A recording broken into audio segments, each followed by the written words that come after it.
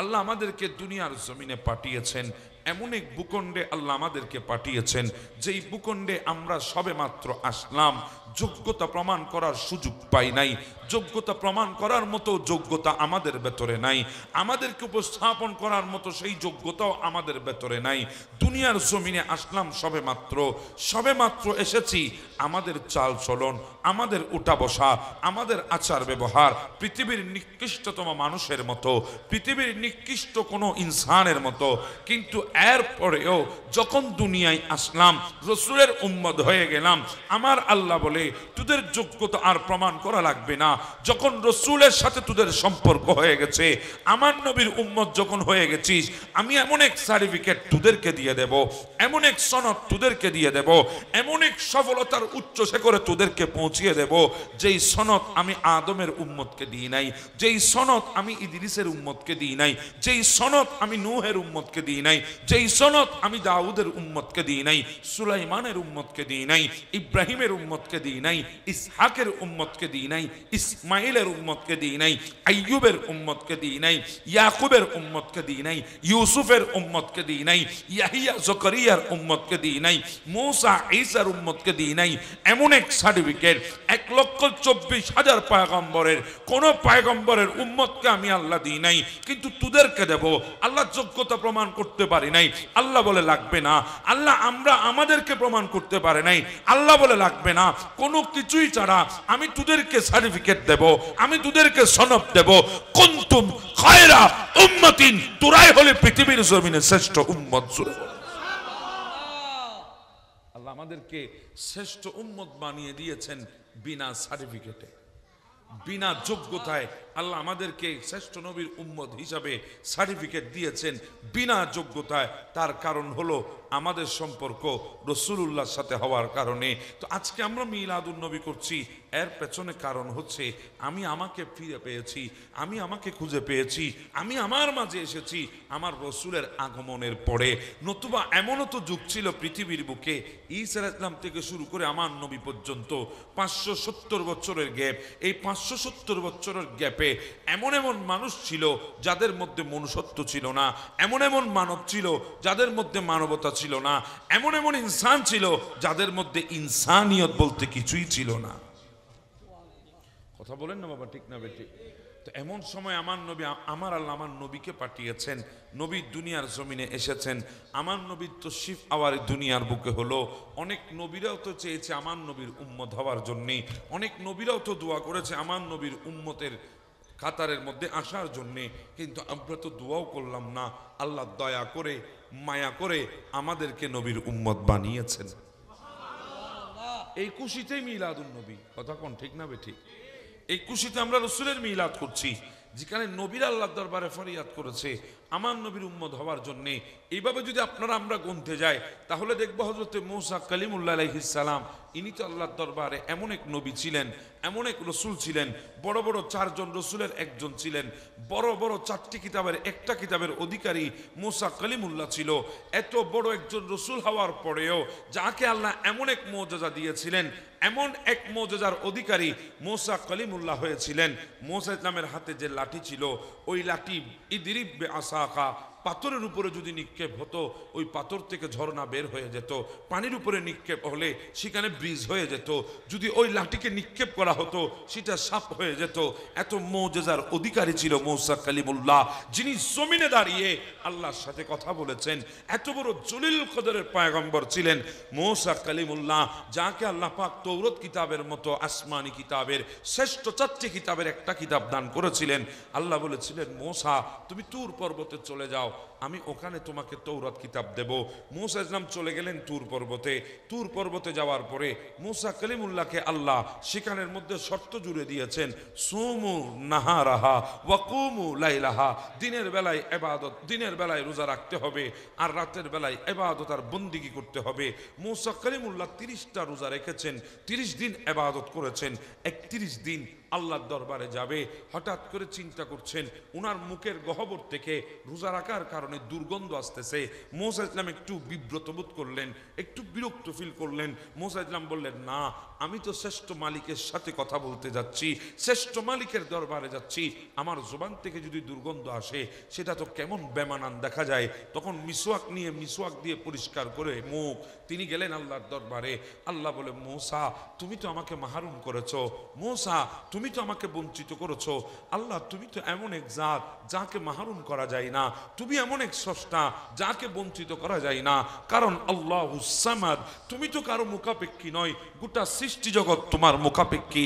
তো আমি তোমাকে কিভাবে বঞ্চিত করলাম, আমি তোমাকে কিভাবে আমি মাহরুম করলাম? আল্লাহ বলে, মুসা করেছো কিভাবে? বলে, ও মুসা তুমি 30টা দিন আমার প্রেমে পড়ে রোজা রেখেছো, 30টা দিন আমার প্রেমে পড়ে ইবাদত করেছো, রোজা রাখার কারণে 30টা দিন তোমার মুখের গহ্বর থেকে দুর্গন্ধ আসতেছে। আরে এটা তো তোমার জন্য দুর্গন্ধ ছিল, কিন্তু আমার মোহাব্বতে যখন রোজা রেখেছো আমার কাছে তো মেশকাম্বরের চাইতে আরো বেশি খুশবু। সুবহানাল্লাহ।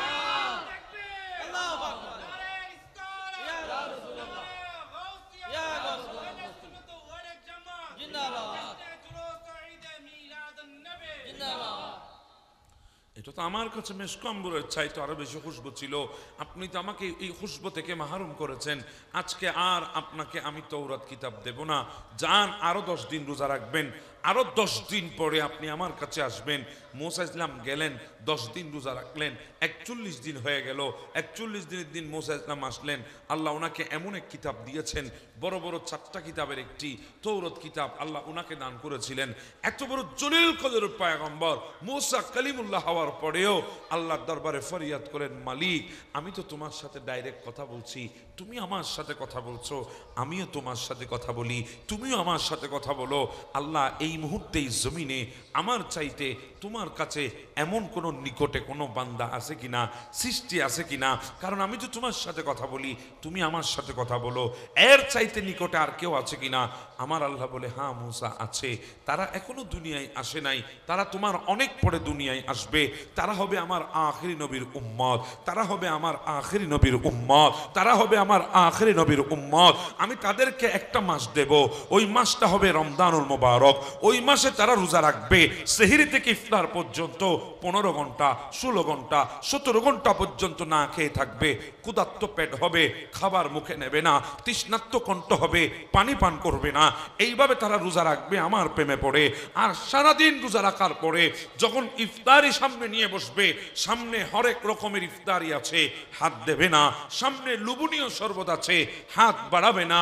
ওই মুহূর্তে আমি আল্লাহ ইফতারের সময় আমার ওই বান্দাগুলার এমন কাছে চলে যায়, ওগো মূসা আপনি আর আমার মাঝে 70টা পর্দা আছে, 70টা পর্দার এই পাশ থেকে আমি কথা বলছি, 70টা পর্দার ওই পাশ থেকে আপনি কথা বলছেন, কিন্তু আমার আখিরি নবীর উম্মতগুলা যখন ইফতারি সামনে নিয়ে বসবে, আমি আল্লাহ তাদের এমন কাছে চলে যাব, মাঝখানে একটা পর্দাও রাখবো না। শুনে বলেন সুবহানাল্লাহ। মুসা ইসলামের কলিজার ভেতরে তামান্না জেগে উঠেছে, ইচ্ছা জেগে উঠেছে। মুসা ইসলামের কলিজার ভেতরে আল্লাহর দরবারে আশা জেগে উঠেছে, মালিক আমাকে যদি তুমি সেই নবীর উম্মত বানাতে। তখন হাত তুলে দিলেন মুসা কালিমুল্লাহ, ইলাহি ইজআলনি নবিয়্যা তিলকাল উম্মতি, আল্লাহ তুমি আমাকে আখিরি নবীর উম্মত হিসাবে কবুল করে নাও। মুসা কালিমুল্লাহ দোয়া করেছেন আমার নবীর উম্মত হওয়ার জন্য। আল্লাহ বলে, মুসা না না না না, আপনি সেই নবীর উম্মত হতে পারবেন না, কারণ সেই নবী অনেক পরে আসবে, আপনি অনেক আগে এসেছেন। কিন্তু আপনি যখন দোয়া করেছেন সেই নবীর উম্মত হওয়ার জন্য, আমি আপনার দোয়াকে কবুল করেছি। দুনিয়ায় না হলেও কি হবে, আমি আপনাকে জান্নাতে সেই নবীর সঙ্গী বানিয়ে দেব। বলি না বাবা সুবহানাল্লাহ। এবার বলেন তো দেখি, আমরা কি দোয়ার মাধ্যমে নবীর উম্মত হওয়ার কোনো সুযোগ ছিল? আমরা তো এমন বান্দা দুনিয়ার বুকে, এমন এক বান্দা দুনিয়ার বুকে, না আমাদের ভেতরে কোনো যোগ্যতা আছে, না আমাদের ভেতরে কোনো কোয়ালিটি আছে। কথা বলেন ঠিক না বেটা? হযরত দানিয়েল আলাইহিস সালামের কথা বললে তো অবাক হবেন। এমন একজন নবী ছিলেন দানিয়েল আলাইহিস সালাম, যার হুকুমত সিংহের উপরে চলতো। কিসের উপরে? সিংহ। সিংহ সিংহ চেনেন তো, বনের রাজা, আমরা যাকে লায়ন বলি, সিংহ, তার উপরে দানিয়েল আলাইহিস সালামের হুকুমত চলতো। এমন হুকুমত চলতো, সিংহ দানিয়েল আলাইহিস সালামের কদমে এসে বসে থাকতেন। আমাদের শরীরে ময়লা হলে আমরা তো পানি দিয়ে গোসল করি, ধৌত করি, কিন্তু হযরত দানিয়েল আলাইহিস সালামের শরীরে যখন ময়লা হতো, ওই সিংহ এসে দানিয়েল আলাইহিস সালামের শরীরকে জিহ্বা দিয়ে চেটে চেটে পরিষ্কার করে দিতেন। সুবহানাল্লাহ। এমন এক ক্ষমতাধর নবী ছিলেন দানিয়েল আলাইহিস সালাম, যার হুকুমত সিংহের উপরে চলতো। তিনি হাত তুলে দিলেন, মালিক, আমি তোমার নবীর উম্মত হতে পারবো না আমি জানি, কিন্তু তোমার দরবার আমার ফরিয়াদ, আল্লাহ আমি যখন দুনিয়া থেকে বিদায় হয়ে যাব, আমার লাশটাকে তুমি দুনিয়ার জমিনে রেখে দিবা, তোমার আখিরি নবীর উম্মত আসার আগ পর্যন্ত আমি তোমার আখিরি নবীর উম্মত হতে চাই না, কিন্তু তোমার ওই আখিরি নবীর উম্মতের হাত দিয়ে যেন তুমি আল্লাহ আমার লাশটাকে দাফন করো। সুবহানাল্লাহ। আমাদের হাতের ছোঁয়া চেয়েছে দানিয়েল আলাইহিস সালাম, আমাদের মতো গুনাহগারের হাতের ছোঁয়া চেয়েছে, আমাদের মতো পাপিষ্টের হাতের ছোঁয়া চেয়েছে, আমাদের মতো নিকৃষ্ট মানুষগুলার হাতের ছোঁয়া চেয়েছে। আমাদের স্পর্শ হযরত দানিয়েল আলাইহিস সালাম আল্লাহর দরবারে চেয়েছিল। তাহলে বুঝেন আমাদের দাম কত বেশি, অথচ আমরা আমাদের মূল্যায়ন জানি না, আমরা আমাদের দাম সম্পর্কে অবগত নয়।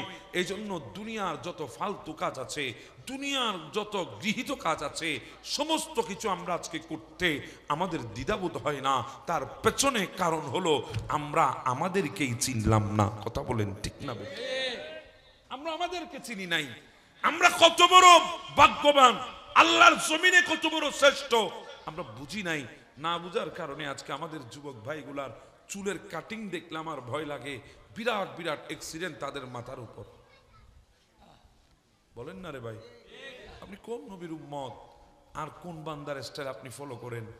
আপনি আপনার লাইফের মধ্যে সবচাইতে বেশি প্রাধান্য দেন ওই সেলিব্রিটিগুলাকে, যারা কেউ ফুটবল সেলিব্রিটি, কেউ ক্রিকেটার সেলিব্রিটি, কেউ সিনেমার নায়ক নায়িকা সেলিব্রিটি। আরে বাবা, কোন সেলিব্রিটিকে আপনি ফলো করছেন? পৃথিবীর বুকে এই সেলিব্রিটিগুলো আপনার জন্য কি অবদান রেখেছে আপনার জীবনে? আপনাকে ভালো করে চিনে কিনা আপনি জিজ্ঞাসা করেন, আপনাকে ভালো করে জানে কিনা আপনি জিজ্ঞাসা করেন। যে সেলিব্রিটিগুলার প্রেমে পড়ে অনেক সময় ভাইয়ে ভাইয়ে দ্বন্দ্ব বাজায় দেখ, একজন ব্রাজিল আর একজন আর্জেন্টিনার, ভাইয়ে ভাইয়ের মধ্যে কত ধরনের দ্বন্দ্ব, ভাইয়ে ভাইয়ের মধ্যে কত ধরনের বিভেদ, এক ভাই আরেক ভাইয়ের উপর হাত তুলতে পর্যন্ত দ্বিধাবোধ করে না। কাদের জন্য আপনি এগুলা করছেন? তারা আপনাকে চিনে কিনা দেখেন, তারা আপনার সম্পর্কে জানে কিনা দেখেন, তাদের জীবনে আপনার গুরুত্ব কদ্দুর আছে দেখেন। কিছুই তো নাই রে বাবা, কিছুই তো নাই। পৃথিবীর বুকে একজন মুসলমানের জন্য সব চাইতে বড় সেলিব্রিটি, এর উপরে আল্লাহর জমিন আর কোনো সেলিব্রিটি নাই, যাকে শুধু আমরা না, নবীরা পর্যন্ত ফলো করেছে।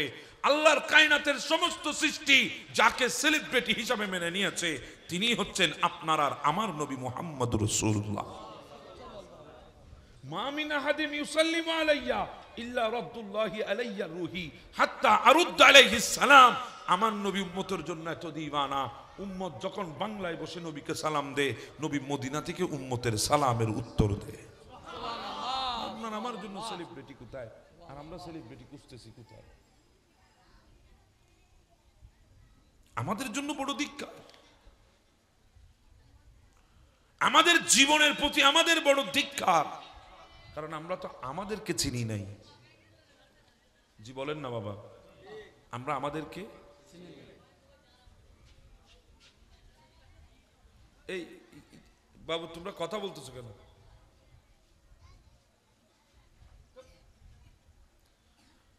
আল্লাহুম্মা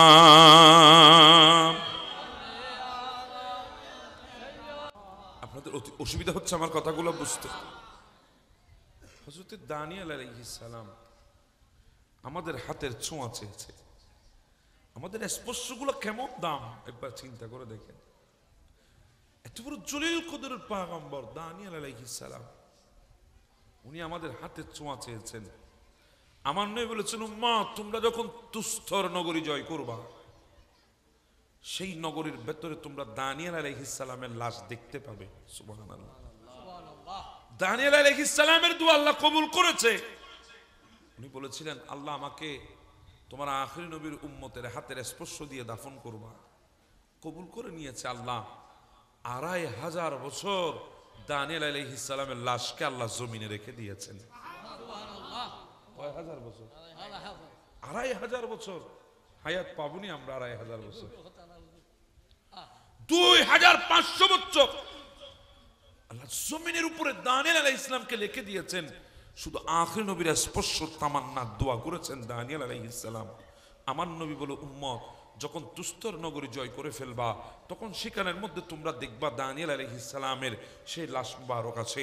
হযরতে আবু মুসা আশআরী রাদিয়াল্লাহু তাআলা তিনি যখন তুস্তর নগরী জয় করলেন, জয় করার পরে আল্লাহর নবীর এই হাদিস ওনার মাথায় এসেছে। আল্লাহর নবী তো বলেছিল এই শহরের ভেতরে দানিয়েল আলাইহিস সালামের লাশ আছে। উনি খুঁজতে লাগলেন, খুঁজতে একজন ব্যক্তিকে দেখলেন, ওই ব্যক্তির নাম হচ্ছে হারকুশ। উনাকে জিজ্ঞাসা করলেন, ভাই এখানে দানিয়েল আলাইহিস সালামের লাশ কোথায় আছে? বলে ওই সন্দুকের ভেতরে আল্লাহর নবী দানিয়েল আলাইহিস সালামের লাশ আছে।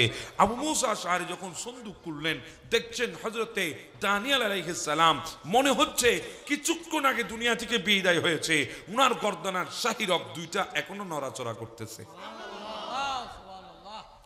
2500 বছর আগে দুনিয়া থেকে গিয়েছে, কিন্তু মনে হচ্ছে কিছুক্ষণ আগে দুনিয়া থেকে বিদায় নিয়েছেন। আবু মুসা আশআরী উনাকে দাফন করেছিলেন। তো বলছিলাম নবীরা আমার নবীর উম্মত না, অনেকে আমাদের হাতের ছোঁয়া পাওয়ার জন্য আল্লাহর দরবারে দোয়া করেছেন। আমাদের দাম কত বেশি, আমাদের ইজ্জত কত বেশি, আমাদের আজমত কত বেশি, আমরা তোই বুঝলাম না। কথা বলেন না রে বাবা, আমরাই তো বুঝলাম না আমাদের দাম কত বেশি, আর নবীর দাম কত বেশি কেমনে বুঝবো? আমরা যেখানে আমাদের দাম বুঝি নাই সেখানে নবীর দাম কত আমরা বুঝবো কিভাবে? আমার কথা বুঝতেছেন আপনারা? আপনি কোন মানুষ সম্পর্কে তারিফ করতে গেলে, কোন মানুষ সম্পর্কে যদি আপনি বলতে যান, তাহলে আপনার থেকে ওই মানুষ সম্পর্কে আগে ধারণা থাকতে হবে। নতুবা আপনি দুইটা গাফিলাতি আপনার হয়ে যাবে। একটা গাফিলাতি, ওনাকে না চেনার কারণে যথাযথ সম্মান আপনি করতে পারবেন না। দ্বিতীয় নম্বর গাফিলাতি, হয়তো আপনি ওনাকে না চেনার কারণে ওনার সামনে আপনি অতিরঞ্জিত করে ফেলবেন। তো দুটোটাই তো মারাত্মক। অতিরঞ্জিত করা যাবে না, গাফিলাতি করে বিয়াদবিও করা যাবে না। তো আমি না চেনার কারণে আমার ভুল হচ্ছে, আমরা নবীর তারিফ কোত্থেকে করব? ওনাকে চেনার মতো যোগ্যতাও তো আমাদের নাই। যেখানে আমাদের কতটুকু যোগ্যতা সেটা সম্পর্কে আমাদের ধারণা নাই। কথা বলেন ঠিক না বেটা? আমরা আমাদেরকে যেখানে চিনি নাই, আমার নবীকে সেখানে চিনব? যেমন আমি আপনাদেরকে বলছি কথা বন্ধ করেন, ওই যে আর ভাই খুদুনায়ের গম মারদ হইছ ওইছো আহা টিচার ঈদ গম মারার দি কিলো হইতরনি এটার এঙ্গুরে আসি কুসমেজ আসুগুলো মস্কারি করে কিলো হইতরনি। তারা জাগাইয়ান সম্পর্কে তারা ধারণা নেই, জাগাইটার মকাম এরা বুঝে নাই। ঠিক তারা মনে করছি যে ফুটবল খেলা ফুর্তির খারফা আল্লাহ রিন্দে, তো ফুটবল খেলা মাঠ মনে করছি দে। এই জায়গা সম্পর্কে তাদের ধারণা নাই। যেখানে নবীর মাহফিল ইন্তেজাম হয়, এই জায়গাটাতে জান্নাতের বাগান হয়, এটা তাদের ধারণা নেই। আমরা তো মনে করছি আমরা কাপড়ের এখন তুই কে দেখলে আবার হতাল লাম্ব হয়ে যাবো বাজ, এটা তো অসুবিধা হয়ে যাবো। আমরা তো মনে করছি ডেকোরেশনের দোকানের এই কাপড়ের সামিয়ানার নিচে আমরা বসেছি। না, আমার নয় বলে দুনিয়ার জমিনে এমন কিছু ফেরেশতা আছে যারা মশরিক থেকে মাগরিব, শিমাল থেকে জুনুব পর্যন্ত, পশ্চিম থেকে পূর্ব, উত্তর থেকে দক্ষিণ, তারা আল্লাহর জমিনের মধ্যে বিচরণ করছে এই ধরনের একটা মজলিসকে খুঁজে পাওয়ার আশায়। যখন এই ধরনের মজলিস তারা খুঁজে পায়, তখন ওই ফেরেশতাগুলো তাদের নূরানি পাখনাগুলো বিছিয়ে দেয় আল্লাহর বান্দাগুলোর মাথার উপরে। তখন আমার আল্লাহ জিজ্ঞাসা করে, ইয়াকুলু ইবাদি, ও আমার বান্দা, রাত তো অনেক হয়ে গেছে, আমার ফেরেশতারা এতক্ষণ তো মানুষ ঘুমায় যাওয়ার কথা, কিন্তু না, এই দক্ষিণটা কি দক্ষিণ পুমরা খাদিরিয়া পাড়ার এলাকাবাসীরা এখানে বসে বসে এরা কি করতেছে? মা ইয়াকুলু ইবাদি, তারা কি বলছে এখানে বসে বসে আমার বান্দাগুলা? ফেরেশতারা বলে, আল্লাহ তারা দুনিয়ার কোন ব্যক্তির প্রশংসার জন্য বসে নাই আল্লাহ, তারা আজকে এখানে বসেছে গভীর রাতে আরামের ঘুমকে হারাম করে, তারা এখানে বসেছে একমাত্র আপনার আর আপনার রসুলের প্রশংসা করার জন্য। এই কথা যখন বলা হয় তখন আমার আল্লাহ জিজ্ঞাসা করে ফেরেশতাদের কাছে, ওগো ফেরেশতা, তোমাদের কাছে আরেকটা কথা জিজ্ঞাসা করতাম, হাল রাআউনি, আমার বান্দাগুলাকে আমাকে দেখেছে? কারণ মানুষ তো না দেখে কারো তারিফ করে না। আমরা না দেখে মানুষের বদনামি করি, কিন্তু না দেখে মানুষের তারিফ আমরা সহজে আমরা না দেখে মানুষের কি করি, বদনামি করি। কেউ একজন আমাদেরকে এসে বলল ওই মানুষটা খারাপ, আমি কিন্তু অথচ তাকে দেখি না, তার সম্পর্কে আমি জানি না, দূর থেকে আমি তার চেহারা চিনি, আমিও বলি হ্যাঁ ওয়া সিয়ারা দিলে বোঝা যায় মানুষের বালানো দেয়। কেন বুঝদার দেখুনি, কেন বুঝদার এবার সিয়ারা দেখিলে বেগিন বুঝি পেলার দে। তো তুমি আরে কিলে লই তুই তো পুলিশের আইজিও না কথা তোমারতে সুর বেগুন তুমি একদিনে ধরে ফেলে তিনটা ওই সবাই তারা না মাথার দিয়া। খবরদার এরকম মন্তব্য করবেন না, এটা হারাম। কবিরা গুনাহ, কোন মানুষ সম্পর্কে খারাপ ধারণা আপনি করবেন না কখনো। আর আমি জানি না যে সাত দোয়ানো সার সুমুখে সুমুখে মঞ্জুর বদনামি আছে না নাই? আপনি জুনার নামে আপনি সমালোচনা করছেন, আপনি কি হারাচ্ছেন আপনিও জানেন না। অনত মনে করতে কিন্তু আইতে না বন্যা একখান সরাই দিই সমাজত আয় সফল ফানলার ট অনসফল ন অনে পৃথিবীর সবচাইতে বড় ব্যর্থ। কারণ আপনি যখন কোনো মানুষের বিরুদ্ধে সমালোচনা করেন, গীবত করেন, আমার আল্লাহ আপনার কাঁধের উপরে ওই মানুষের যত গুনাহ আছে এগুলো আল্লাহ তুলে দেন। আপনার সওয়াবগুলো যার বিরুদ্ধে আপনি সমালোচনা করছেন আল্লাহ তার আমলের মধ্যে দান করে দেন। অনেক গুনাহগার হয়েছে লিখুন নি উপরে উপরে উপরে সওয়াবের ভাগীদার বানিয়ে দিতে লিখুন। আপনি যখন সমালোচনা করেন ওই মানুষের আল্লাহ তার ইজ্জত আপনি বাড়িয়ে দেয়, বরঞ্চ আপনার সওয়াবগুলো উনাকে আল্লাহ দান করেন, ওনার গুনাহগুলো আল্লাহ আপনাকে দিয়ে দেন। তুই আর কি মনে করি না আর শ্রেষ্ঠ আর কি বন্যা একখানা করি তেজি। হযরত ইমাম হাসান বসরি আলাইহি রাহমা উনি এক ব্যক্তির কাছে একজনের ঘরে গেলেন, হাত ভর্তি জিনিসপাতি নিয়ে নাস্তা পানি নিয়ে গিয়েছেন। ওই মানুষটা হাসান বসরিকে দেখে বড় অবাক হয়ে গেল, হুজুর আপনার মতো একজন ব্যক্তি আমার ঘরে কিভাবে আসলো? আর মনে মনে ওই ব্যক্তি বলতেছে, হাসান বসরি কেন এসেছে জানি না, আমি তো সারাদিন ইনার নামে বদনামি করে বেড়াই, ইনার নামে আমি সমালোচনা করে বেড়াই, আজকে ইনি আমার ঘরের মধ্যে চলে এসেছেন। তখন হাসান বসরি বলে, বাবা আমি আপনাকে দেখতে এসেছি, যেই উপকার আপনি আমার করতেছেন আমার মা বাবাও সেই উপকার করে নাই। সুবহানাল্লাহ। যেই উপকার আপনি আমার করছেন আমার মা বাবা করে নাই। আমি তো আপনার জন্য আরো বেশি আনা দরকার ছিল, আমি অকাত নাই বলে আনতে পারি নাই, যদ্দূর অকাত আছে তদ্দূর আনার চেষ্টা করেছি। তখন ওই ব্যক্তি বলছেন, হুজুর আমি কি উপকার করছি আপনার? বলে, আপনি যে সারাদিন আমার নামে বদনামি করেন এগুলার কারণে আল্লাহ আমার গুনাহগুলো ঝরিয়ে দেয়, আল্লাহ আমার গুনাহগুলো আপনাকে দেয়, আপনার সওয়াবগুলো আল্লাহ আমাকে দেয়।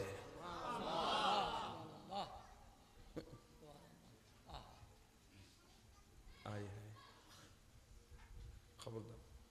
ফেরেশতারা বলে আল্লাহ বলে হাল রাআউনি, আমার বান্দাগুলোকে আমাকে দেখেছে? ফেরেশতা বলে, আল্লাহ আপনার ইজ্জতের কসম আপনার বান্দাগুলো আপনাকে দেখে নাই। তখন আল্লাহ ডাক দিয়ে বলেন, ওয়া কাইফা লাউ রাআউনি, যদি আমার বান্দাগুলো যদি আমাকে দেখতো, কেন আমার বান্দাগুলো যদি আমাকে দেখতো? বলে আল্লাহ যদি আপনার বান্দাগুলো যদি আপনাকে দেখতো তাহলে তাদেরকে পৃথিবীর কোন শক্তি আপনার দিন থেকে বিমুখ করতে পারত না।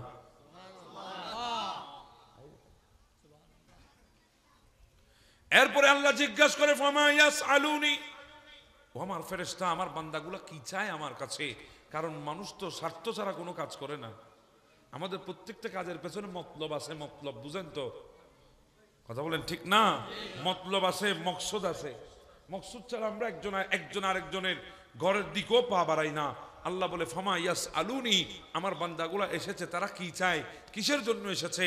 তখন ফেরেশতারা বলে, আল্লাহ তারা দুনিয়ার গাড়ি বাড়ি চাই না, তারা দুনিয়ার মিল ফ্যাক্টরি চাই না, তারা দুনিয়ার কোনো নাচ নিয়ামত চাই না, তারা একমাত্র আপনার কাছে আপনার শ্রেষ্ঠ নিয়ামত জান্নাত চাইতেছে। সুবহানাল্লাহ। আল্লাহ বলে, ফেরেশতা তারা কি জান্নাত দেখেছে? বলে না আল্লাহ তারা জান্নাত দেখে নাই।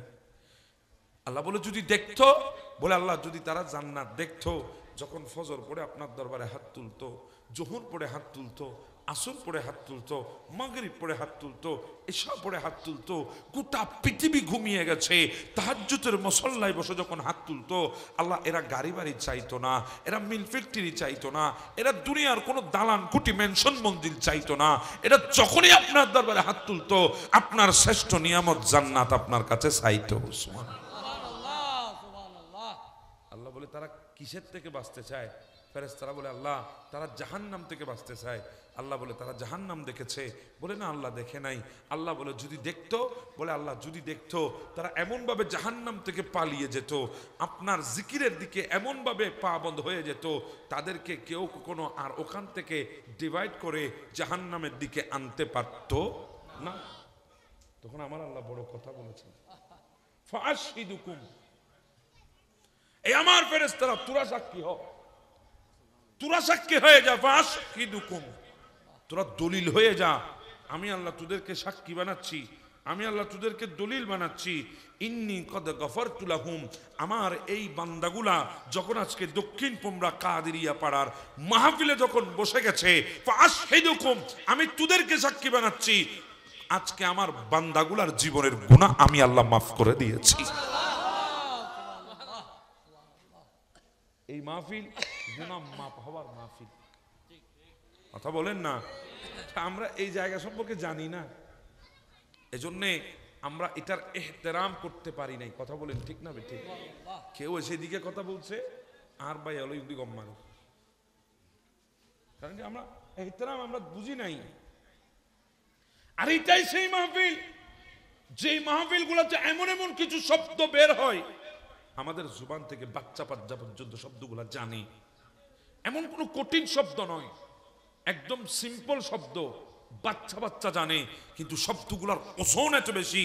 আমার নয় বলে উম্মত, যখন কিয়ামতের ময়দানে তোমাদের আমলের যখন কমতি হয়ে যাবে, মিজানের পাল্লার গোড়ায় যখন তোমরা বেজে যাবে, তোমাদের গুনাহের পাল্লা যখন ভারী হয়ে যাবে আর নেকির পাল্লা যখন হালকা হয়ে যাবে, ঠিক ওই মুহূর্তে জমিনে বসে তোমরা বলেছিলা আলহামদুলিল্লাহি তামলাউল মিজান, ওই আলহামদুলিল্লাহ শব্দ উচ্চারণ করেছিলা, ওই শব্দের ওজন এত বেশি, ওই কিয়ামতের ময়দানে মিজানের পাল্লার গোড়ায় ওই আলহামদুলিল্লাহ একটা শব্দই তোমাদের নেকির পাল্লাকে ভারী করে দেবে। সুবহানাল্লাহ। আলহামদুলিল্লাহ কঠিন শব্দ নবহন না তো মাহফিল, তাহলে আলহামদুলিল্লাহ জিকির হয় না নয়? আমার নয় বলে শুধু তাই না, মাহফিলে আসলে আরো কিছু শব্দের জিকির হয়। সুবহানাল্লাহ হয় না? সুবহানাল্লাহ এটা বাচ্চা বাচ্চা জানে কি জানে না, এটার ব্যাপকতা কদ্দূর। আমার নবী বলে ওয়া সুবহানাল্লাহি ওয়াল হামদুলিল্লাহি তামলাহান আও তামলাহু মা বাইনা সামাওয়াতি ওয়াল আরদ, এই জমিন থেকে আসমান পর্যন্ত দূরত্ব হচ্ছে 500 বছরের রাস্তা। কোন বাহনে গেলে 500 বছর? সিএনজিতে গেলে, রিকশায় গেলে, ঠেলাগাড়িতে গেলে, আপনি কারে গেলে, মাইক্রোতে গেলে, বিমানে গেলে, কপ্টারে গেলে, এয়ারজেটে গেলে, কোন বিমান কোন বাহনে গেলে 500 বছর লাগবে। আমার নয় বলে সেকেন্ডে 1,86,000 মাইল স্পিডে কোনো জিনিস যদি উপরের দিকে উঠে 500 বছর লাগবে। এমন যান তো এখনো তৈরি হয় নাই, এমন দ্রুতগামী বাহন এখনো তৈরি হয় নাই। ধরেই নিলাম তৈরি হয়ে গেছে, যে চালাবে সে তো আর 500 বছর বাঁচবে না, তাহলে যাওয়াটাই অসম্ভব। কথা বলেন ঠিক না বেটে? কিন্তু আমার নবী বলে উম্মত তুমি পৌঁছে যেতে পারবা। ইয়া রাসূলুল্লাহ কিভাবে? বলে তুমি যখন জমিনে বসে সুবহানাল্লাহ বলেছো, জমিনে বসে আলহামদুলিল্লাহ বলেছো, ওই সুবহানাল্লাহর আলহামদুলিল্লাহ শব্দগুলার ওজন এত বেশি, ওগুলার বিনিময়ে আল্লাহ জমিন থেকে আসমান পরিমাণ তোমাকে আমলের মধ্যে সওয়াব দিয়ে ভরপুর করে দিয়েছে।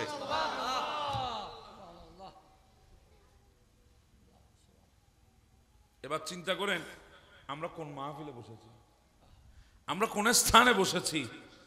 আজকে স্থানের মকাম না বোঝার কারণে আমরা এটার এহতেরাম করতে পারছি না। কথা বলেন ঠিক না বেঠিক? এজন্য বসার আগে একটা আদব নিয়ে বসার দরকার আছে। কথা বুঝতেছেন আমার কথা? আপনারা মনত কষ্ট আনাতে পারলার তারা আমাদের হাতের ছোঁয়া পাওয়ার জন্য আল্লাহর দরবারে দোয়া করেছিলেন দানিয়েল আলাইহিস সালাম। আমাদের দাম এত বেশি। কথা বলেন ঠিক না? শুধু তাই না, গোটা কিয়ামতের ময়দানের মানুষগুলা দাঁড়িয়ে থাকবে, আমার আল্লাহ বলবে আমি সবার জন্য জান্নাতকে হারাম করে দিয়েছি যতক্ষণ না আমার আখিরি নবী আর আখিরি নবীর উম্মতরা জান্নাতে ঢুকবে না, কোন নবী এবং নবীর উম্মত জান্নাতে প্রবেশ করতে পারবে না। আমার সেই নবী দুনিয়ার জমিনের মধ্যে আসতেছেন, মা আমেনার ঘরে আমার নবী তশরিফ আনছেন, মা আমেনার ঘরের মধ্যে আমার নবী তশরিফ আওয়ারি হচ্ছে, আমার নবী মা আমেনার ঘরে আসতেছেন। মা আমেনা রাদিয়াল্লাহু তাআলা আনহা ওনার গর্ভের মধ্যে যখন আমার নবী আসলেন, আমার নবী দুনিয়ায় আসার 6 মাস পূর্বে নবীর বাবা খাজা আব্দুল্লাহ দুনিয়া থেকে বিদায় হয়ে চলে গেছেন। আমার নবী যখন মা আমেনার রেহেমে, তখন একদিন খাজা আব্দুল মুত্তালিব ডাক দিয়ে বলে, মা এদিকে আয়, তোমাকে একটা কথা বলতে চাই। তখন মা আমেনা বলে, বাবা কি কথা? বলে এই কথাটা লজ্জায় আমি তোমাকে এতদিন বলি নাই, লজ্জায় তোমাকে আমি বলতে চাই নাই, আমি কিন্তু অনেক আগ থেকে এই জিনিসটা লক্ষ্য করছি, আজকে তোমাকে বলতে বাধ্য হলাম। কারণ আরবের মানুষগুলা, কুরাইশের মানুষগুলা কানাকানি করছে, কানগুসা করছে, একজন আরেকজনের সাথে কথাবার্তা বলছে এই বিষয়টা নিয়ে। বিষয়টা কি? ও আমেনা, তুমি কি জানো না আমাদের সমাজের মধ্যে এমন কিছু নিয়ম আছে, এমন কিছু প্রথা আছে, এমন কিছু অনুশাসন আছে যেগুলো সম্পর্কে তুমি জানো না? বলে আব্বা যেমন? বলে আমাদের সমাজে কোনো মহিলার স্বামী যদি মারা যায় ওই মহিলা সুগন্ধি ব্যবহার করতে পারবে না, কোনো মহিলার স্বামী যদি মারা যায় ওই মহিলা কসমেটিক্স ব্যবহার করতে পারবে না। কিন্তু আমেনা আমি দেখতেছি তোমার রেহেম থেকে, তোমার শরীর থেকে, তোমার কাপড় থেকে, তোমার বডি থেকে আজীব এক মেশকাম্বরের খুশবু বের হচ্ছে। তুমি কি জানো না যেই মহিলা স্বামী মারা যাবে সে সুগন্ধি ব্যবহার করতে পারবে না? তুমি কেন সুগন্ধি ব্যবহার করছো? আমেনা বলে, বাবা আমি যদি সুগন্ধি ব্যবহার করি তাহলে কাপড়ের মধ্যে করব? বলে হ্যাঁ। শরীরের উপরে করব? বলে হ্যাঁ। মুখের ভেতরে তার সুগন্ধি দেব না? বলে হ্যাঁ। কিন্তু বাবা যদি বিয়াদবি না ধরেন আমি একটু করে তুতু ফেলতে চাই? বলে হ্যাঁ ফেলো। তুতু ফেললেন। বলে বাবা এবার আমার তুতু থেকে একটু আপনি ঘ্রাণ টানার চেষ্টা করেন। বাবা রে, শুধু আমার শরীর থেকে নয় ওই তুতু থেকেও মেশকাম্বরের খুশবু বের হচ্ছে। বাবা আমি কোনো সুগন্ধি ব্যবহার করি নাই, আমি কোনো পারফিউম ব্যবহার করি নাই, আমি কোনো আতর গোলাপ জল ব্যবহার করি নাই। যেদিন থেকে আপনার বেটার আমানত আমার রেহেমের মধ্যে এসেছে আমার শরীর থেকে মেশকের চাইতে আরো বেশি খুশবু বের হচ্ছে। বাবা আমি কেমন করে আপনারে বুঝাই? আপনারে বুঝাইতাম তো বুঝাইতাম, কেমন করে বুঝাই রে বাবা? আমি যখন আপনার বেটার আমানত আমার রেহেমের মধ্যে এসেছে আমার চেহারাটা দিন দিন নূরানি হয়ে যাচ্ছে, দিনের পর দিন চমকাচ্ছে। আমি যখন রাতের বেলায় রুমের মধ্যে যাই, চেরাগ বাতি যখন নিভিয়ে দিই, গর্ত অন্ধকার হওয়ার কথা, কিন্তু আমার শরীর থেকে এমন এক নূরের প্রকাশ বের হয় আমার অন্ধকার ঘরটা আলোকিত হয়ে যায়।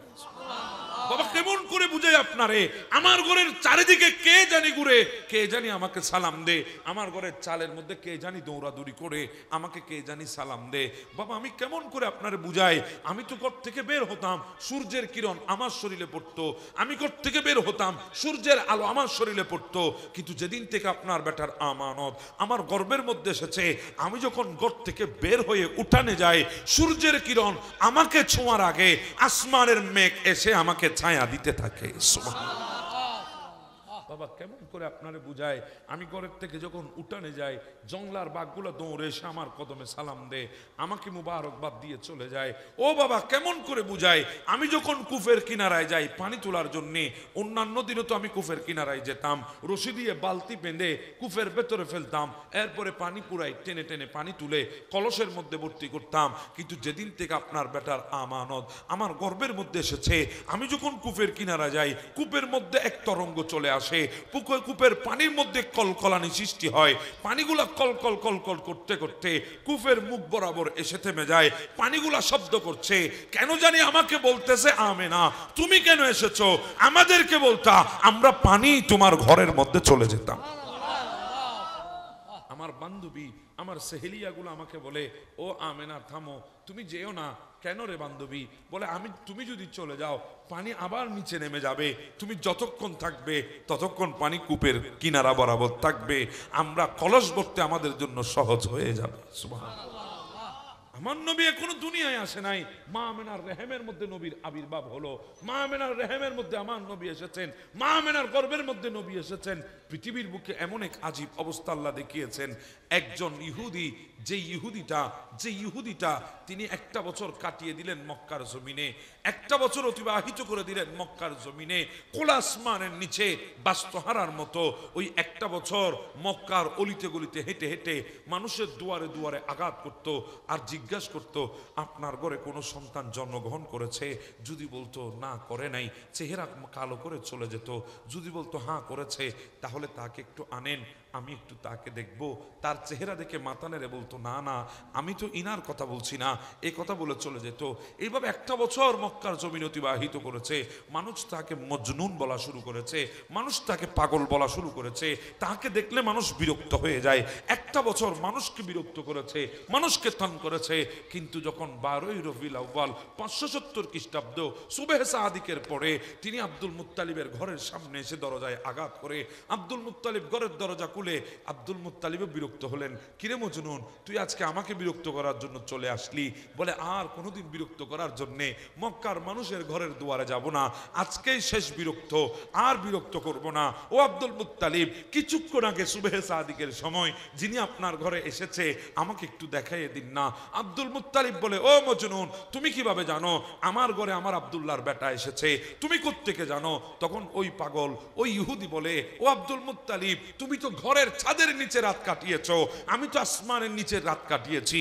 আমি দেখেছি সুবহে সাদিকের সময় আসমানটা কেমন করে নাচছিল, আমি দেখেছি সুবহে সাদিকের সময় জমিনটা কেমন করে নাচছিল, আসমানের তারকাগুলো কিভাবে নামতে নামতে আমিনার ঘরের ছাদের সাথে লেগে গেছে, আসমানের চন্দ্র চলে এসেছে।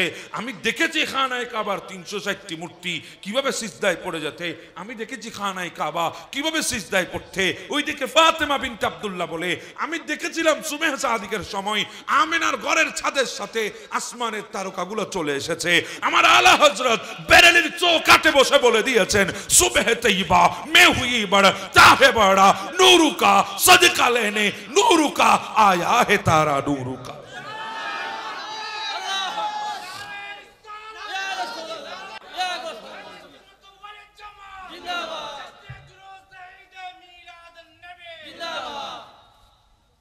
আমার নবীর তশরিফ আবারই হলো। আব্দুল মুত্তালিব বলে, তুমি জেনে গেছো? বলে হ্যাঁ আমি জেনে গেছি, আমাকে একটু দেখাও না। আব্দুল মুত্তালিব যখন আনলেন আমার নবীকে, ওই ইহুদি আমার নবীর চেহারা দেখে বলে, হ্যাঁ হ্যাঁ আমি ইনার কথা বলছি, ইনার অপেক্ষায় ছিলাম। আব্দুল মুত্তালিব বলে, ইহুদি তুই কেমন করে জানলি ইনি যে দুনিয়ার বুকে এসেছেন? এটা তোর কাছে কিভাবে ধারণা হয়ে গেল? তুই কিভাবে জানলি? বলে আমি কিভাবে জানবো না, আল্লাযীনা ইয়াজিদুনাহু মাকতুবান ইনদাহুম ফিত তাওরাতি ওয়াল ইনজিল। এই নবীর কথাই তো আল্লাহ আমাদের তৌরাত এবং ইনজিলের মধ্যে উল্লেখ করে দিয়েছেন। ইনি তো সেই নবী যেই নবীর কথা আল্লাহ তৌরাত এবং ইনজিলের মধ্যে বর্ণনা করেছে। শুধু তাই না, নবী আসলেন, আমেনা আমার নবীকে কুলে নিয়ে চোখের পানি ছেড়ে দিয়েছেন। আব্দুল মুত্তালিব জিজ্ঞেস করে, মা তুমি কাঁদছো কেন? বলে বাবা আজকে যদি আপনার বেটা আব্দুল্লাহ থাকতো, আজকে যদি আমার স্বামী আব্দুল্লাহ থাকতো, আজকে যদি আমার সন্তানের পিতা আব্দুল্লাহ যদি দুনিয়ার জমিনে থাকতো, তাহলে আমার ছেলের জন্য খেলনা নিয়ে আসতো, আমার ছেলে ওই খেলনা দিয়ে খেলতো। আল্লাহ ডাক দিয়ে বলে, আমেনা আব্দুল্লাহ যদি দুনিয়ায় থাকতো কিসের খেলনা আনতো? কর্কটার খেলনা, না হলে মাটির খেলনা। ও আমেনা তুমি চিন্তা করছো কেন? একটু সূর্যটা ডুবতে দাও, চন্দ্রটা উঠতে দাও, আমার হাবিবকে কোলা আসমানের নিচে ধন্যার মধ্যে রেখে দাও। আমি আল্লাহ আমার হাবিবের জন্য আসমানের চন্দ্রকে খেলনা বানিয়ে জমিনে পাঠিয়ে দেব। আবি তালিব বলে, আমি বড় অবাক হয়ে গেলাম যখন আমার বাতিজাকে কোলা আসমানের নিচে যখন ধন্যায় রেখে দেওয়া হলো। আমি দেখতেছি আমার বাতিজা শাহাদাত আঙ্গুলকে যখন পূর্ব দিকে নাড়ে, ওই চন্দ্র পূর্ব দিকে ফাল দে, যখন পশ্চিম দিকে নাড়ে ওই চন্দ্র পশ্চিমের দিকে ফাল দে, যখন উত্তর দিকে নাড়ে তখন ওই চন্দ্র উত্তর দিকে ফাল দে, যখন ওই আমার নবীর হাতের ইশারা যখন দক্ষিণ দিকে হয় চন্দ্র দক্ষিণ দিকে লাফ দে, যখন আমার ভাতিজা নিজের দিকে টান দে চন্দ্রটা নিচের দিকে চলে আসে। আমি ভয় পেয়ে গেলাম, না জানি চন্দ্রটা পরে আমার ভাতিজা কষ্ট পায়। হঠাৎ দেখে আমার ভাতিজা বরাবর এসে চন্দ্রটা থেমে গেছে। আমার ভাতিজা যখন আবার ওয়াপেস করেছে তখন ওই চন্দ্রটা আবার ওয়াপেস চলে গেছে। এটা তো নবী শিশু অবস্থায় চন্দ্রের সাথে খেলেছিল, কিন্তু খাতিমে ইবনে কাবার নিকটে যখন হাবিবি ইয়মন এসে আমার নবীকে বলেছিল আপনাকে নবী হিসাবে মেনে নেব যদি আসমানের চন্দ্রকে যদি দ্বিখণ্ডিত করে দিতে পারেন, আমার নবী যখন ইশারা করলেন, আমার আল্লাহ বলে ওয়ান শাক্কাল কামার, আল্লাহর নবীর ইশারা যখন হয়েছে আমি আল্লাহ চাঁদকে দুই টুকরা করে দিয়েছি। এই জন্য তো আলা হযরত বলেন सूरज उठे पाओ पलटे चांद इशारे से हो चांद अंध नजदी देखिले कुदरत रसूलुल्लाह की सुभान अल्लाह। আরো জোরে বলি না বাবা সুবহানাল্লাহ। আমার নবী যখন হাঁটতেছেন মা আমেনা চোখের পানি ছেড়ে দিয়েছে। আবি তালেব এসে বলে আপনি কাঁদেন কেন? বলে ভাই আজকে যদি তোমার ভাই আব্দুল্লাহ থাকতো, আমার স্বামী আব্দুল্লাহ থাকতো, আমার সন্তানের পিতা যদি আব্দুল্লাহ থাকতো, আজকে মক্কার বাবাগুলো যেভাবে নিজের হাতে সন্তানকে নিয়ে বেড়াইতে নিয়ে যাচ্ছে সেভাবে আমার সন্তানকে আমার সন্তানের পিতাও বেড়াইতে নিয়ে যাইতো। তখন আল্লাহ ডাক দিয়ে বলে আমেনা আব্দুল্লাহ যদি থাকতো কোথায় নিয়ে যাইতো? আমার বন্ধুকে। হয়তো উকাস আর মাজান্না দুইটা মেলাই ছিল মক্কার জমিনে, ওই দুই মেলার মধ্যে ঘুরাইতে নিয়ে যাইতো, নতুবা খালার বাড়ি, ফুফুর বাড়ি, দাদার বাড়ি, নানার বাড়ি, আত্মীয় স্বজনের বাড়ি নিয়ে যাইতো। আমেনা টেনশন করিস না রে, একটু সময়টা আসতে দে। আমার নবীর হায়াতে তৈয়বার জিন্দেগি দুনিয়ার সেটা 50টা একটু পার হতে দে। সুবহানাল্লাযী আসরা বিআবদিহি লাইলাম মিনাল মসজিদিল হারামি ইলাল মসজিদিল আকসা। আমি আমার বন্ধুকে বেড়াইতে নিয়ে যাব মসজিদে হারাম থেকে আকসা পর্যন্ত, ওখান থেকে প্রথম, দ্বিতীয়, তৃতীয়, চতুর্থ, পঞ্চম, ষষ্ঠ, সপ্তম, সিদরাতুল মুনতাহা, জান্নাত জাহান্নাম, দায়েম কা আরশ মুআল্লা পেরিয়ে লামকানে এনে আমার কুদরতের ঘরে বেড়াইয়ে আমার নবীর হাতে জান্নাতের মালিকানা তুলে দেব, আমার নবীর হাতে শাফাআতে কুবরা তুলে দেব, আমার নবীর হাতে মাকাম ইব্রাহিম তুলে দেব, আমার নবীর হাতে জান্নাতের কিয়ামতের ময়দানের বাদশাহী তুলে দিয়ে আমার নবীকে আবার মক্কার জমিনে পাঠিয়ে দেব।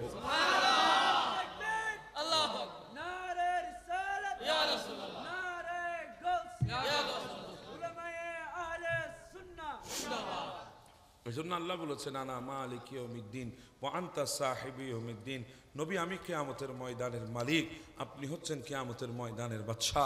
ওই নবী দুনিয়ার বুকে এসেছেন কখন? বলেছিলাম যখন মানুষ ছিল মনুষ্যত্ব ছিল না, যখন মানব ছিল মানবতা ছিল না, যখন ইনসান ছিল ইনসানিয়ত ছিল না, সেখানে ন্যায় বিচার তো দূরের কথা কিছুই ছিল না। ওখানে এসে আমার নবী ন্যায় বিচার প্রতিষ্ঠা করে গেছেন। এমনভাবে দুনিয়ার বুকে আমার নবী ন্যায় বিচার প্রতিষ্ঠা করেছেন। আল্লাহ তো কোরআনুল কারীমের মধ্যে কত সুন্দর করে বলে দিয়েছেন। আমার আল্লাহ বলে ও আমার বান্দারা শুনো শুনো, ওয়াইদ হাকামতুম বাইনান নাসি আন তাহকুমু বিল আদল, তোমরা যখন মানুষের মধ্যে বিচার কাজ পরিচালনা করবে তখন তাদের সঙ্গে ন্যায় বিচার করো, ন্যায় বিচার করবে, তাদের সাথে তোমরা ন্যায় সঙ্গত বিচার করবে, কোনো ডুপ্লিকেট করা যাবে না, কোনো অন্যায় করা যাবে না। যখন মানুষের বিচার করবে তোমরা ন্যায় বিচার করবে, মানুষের সাথে অন্যায় কোনো বিচার করবে না। আমার নবী করিম সাল্লাল্লাহু আলাইহি ওয়াসাল্লামের জামানায় আমার নবীর কাছে এই ধরনের একটা বিচার এসেছিল। নবীর দরবারে মাখজুম গোত্রের এক নারী যখন চুরি করতে গিয়ে ধরা খেয়েছে, তখন ওই গোত্রের মানুষজন এসে তখন উসামা ইবনে জায়েদের কাছে আমার নবীর কাছে সুপারিশ করার জন্যে উসামা রাদিয়াল্লাহু তাআলা আনহুকে যখন ধরলেন, উনি এসে আমার নবীকে বললেন, নবী গো, এটা তো মাখজুম গোত্রের একজন মহিলা, সম্মানিত মহিলা, ওনাদের গোত্রটা অনেক বড় গোত্র, তাদের গোত্রের মধ্যে মোটামুটি মানুষ, সম্মানী মানুষ, এই মহিলাটাকে যদি আপনি চুরের দায়ে যদি তার হাতকে যদি তার কবজিকে যদি আপনি কর্তন করেন তাদের জন্য বড় অসম্মানী হবে। নবী আপনি তাদের বেলা একটু করে চিন্তা করে দেখেন না। তখন আমার নবী রাগান্বিত হয়ে গেলেন, আমার নবী রক্ত লালে নবীর চেহারা হয়ে গেছে। আমার নবী বলে, ওসামা তুমি কি আল্লাহর বিধান জানো না? তুমি কি আল্লাহর বিধান ভুলে গেছো? আরে ওসামা শোনো, আজকে যদি আমার মেয়ে ফাতেমাও যদি হতো, আমি আমার মেয়ে ফাতেমার চুরির অভিযোগ যদি আমার কাছে আসতো, আমিও আল্লাহর বিধান মোতাবেক তাকে শাস্তি দিতে আমি নবী দ্বিধাবোধ করতাম না। জোরে বলেন সুবহানাল্লাহ। আজকে আমরা বিচার করি তো করি, যদি বড় পয়সাওয়ালা হয় তার জন্য এক ধরনের বিচার, যদি গরিব মানুষ হয় তার জন্য আরেক ধরনের বিচার। নবী বলেছে, ও আমার উম্মত, আগের জাতি কেন ধ্বংস হয়েছে জানো? তার কারণ হলো তাদের মধ্যে ন্যায় বিচার ছিল না। তারা ধনীদের জন্য এক বিচার আর গরিবের জন্য আরেক বিচার করত। এই জন্য আগের জাতিগুলা ধ্বংস হয়ে গেছে। এই জন্য আমার নবী ন্যায় বিচারের ক্ষেত্রে বড় কঠোর ছিলেন। নবী ন্যায় বিচারের ক্ষেত্রে বড় কঠোর আমার নবী ছিলেন। ন্যায় বিচারের ক্ষেত্রে আমার নবী কাউকে ছাড় দিতে না। এটা তো নবী ছিলেন, নবীর সাহাবীরা ওই পথে হেঁটেছেন।